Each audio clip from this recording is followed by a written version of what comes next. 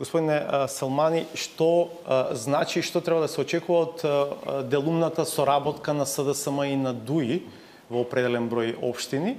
Очигледно е дека ДУИ не даде кандидат за Скопје, не даде кандидат за Куманово, нема свој кандидат, да речеме, во Бутел, но од друга страна СДСМ нема свој кандидат во Чаир, каде на други места. Нема своји кандидати во Тетово, во Гостивар.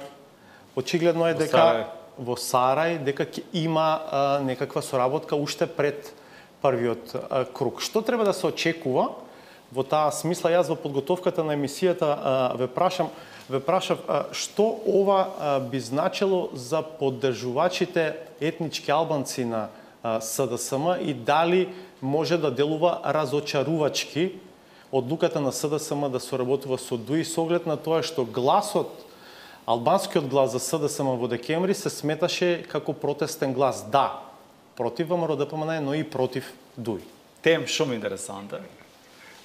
Shkurt të përgjigjem, do ta elaboroj, nuk do të ketë ndikim negativ te votuesit ose përkrahësit shqiptar të LSDM-s, të cilët zgjedhjen e kaluar parlamentare kishin votuar për LSDM, për arsye se tani LSDM-ja dhe BDI-ja janë së bashku me një qeveri. Ата Но ако гласале за СДСМ, а тоа било глас контра ДУИ, сега треба да гласаат за кандидати на ДУИ.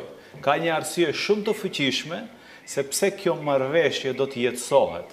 Për arsye të faktit shumë të thjesht se pa BDI-n, LSDM-ja sot nuk do të ishte në qeveri.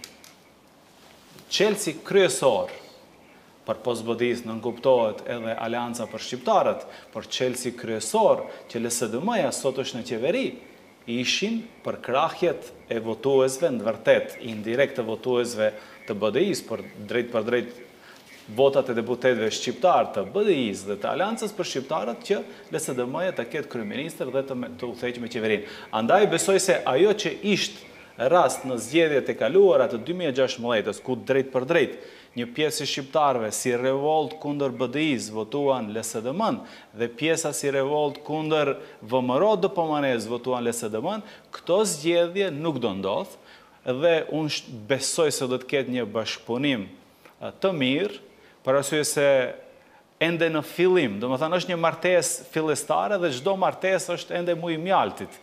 Ka një bashkëpunim të mirë mes këtyre dy partive politike, të cilët tani vazhdojnë të ntrashin ose të forcojnë këtë bashkëpunim edhe në rrafshin e zgjedhjeve lokale, dhe atë që përmendet ju, shihet qartë se marrëveshja është shumë mirë e bërë, atje ku LSDM-ja pretendon të fiton me votat e votuesve shqiptar, BDI-ja nuk nxjerr kandidat dhe e kundërta ndodhen sikur në Gostivar dhe në Tetova dhe në disa komuna tjera.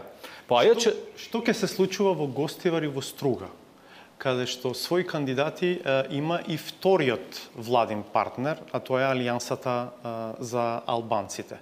Во Гостивар ќе бидеме сведоци на битка Бејта Таравари, во Струга Села Рамис Мерко. Таму и СДСМ има свој кандидат. Janë kandidatura të fuqishme. Në këto dy qytete do të jetë edhe betejë shumë e fuqishme. Për arsye mos harrojmë se edhe në këto dy qytete, edhe në Gostivar, edhe në Strug, ndikimi i VMRO-s dhe i votuesve të VMRO-s gjithashtu është për të respektuar.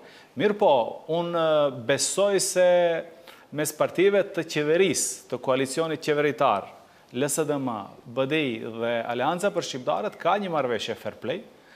Jo rastisht ka 3 kandidat në Strug dhe jo rastisht ka 2 kandidat të fuqishëm në Gostivar. Kandidati i cili do të shkojë në raundin e 2 do ta ketë sigurisht mbështetjen e LSDM-s edhe në Gostivar, por edhe në Strug.